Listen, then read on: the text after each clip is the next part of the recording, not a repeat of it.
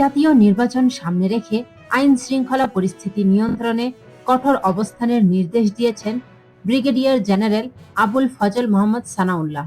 তিনি ডিসি ও এসপিদের উদ্দেশ্যে বলেন, সংশ্লিষ্ট এলাকার সন্ত্রাসীদের ওপর নজরদারি জোরদার করতে হবে এবং প্রয়োজনে তাদের এলাকা ছাড়া করতে হবে।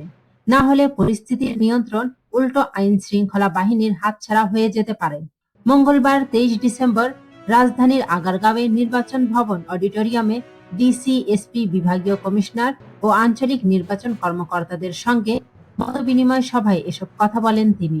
সভার শুরুতে প্রথম নির্বাচন কমিশনার এএমএম নাসিরুদ্দিন গুলিতে নিহত শরীফ ওসমান হাদির রুহের মাগফিরাত কামনা করেন এবং শোক সন্তপ্ত পরিবারের প্রতি সমবেদনা জানান।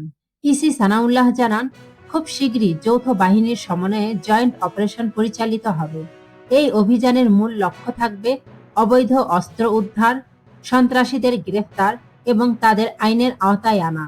তিনি বলেন, সাধারণ মানুষ, ভোটার, প্রার্থী ও রাজনৈতিক দলগুলোর মধ্যে নিরাপত্তা ও আস্থার পরিবেশ তৈরি করতে হবে। নির্বাচন কেন্দ্রিক নিরাপত্তা ডিপ্লয়মেন্ট সাধারণত 5 দিনের হলেও সেটি বাড়িয়ে 6 দিন করা যায় কিনা সে বিষয়েও আলোচনা চলছে, যাতে মাঠ পর্যায়ে আইন শৃঙ্খলা বাহিনীর কাজ আরো সহজ হয়।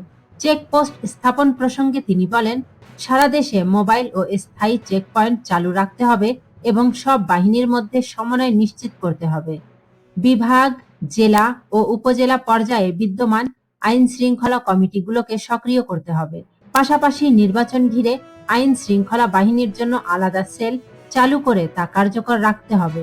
তিনি আরো বলেন, সব বাহিনীর প্রতিনিধিদের নিয়ে 3C কমান্ড, কন্ট্রোল ও কোঅর্ডিনেশন ব্যবস্থা চালু রাখতে হবে। প্রতিটি বাহিনী তাদের নিজস্ব কমান্ড বজায় রাখবে, তবে সমন্বয়ের মাধ্যমে যেন কোনো কাজের পুনরাবৃত্তি না হয় সে বিষয়টি নিশ্চিত করতে হবে। ইসি সানাউল্লাহ বলেন, প্রতিটি এলাকার মানুষই জানে কারা অপরাধী।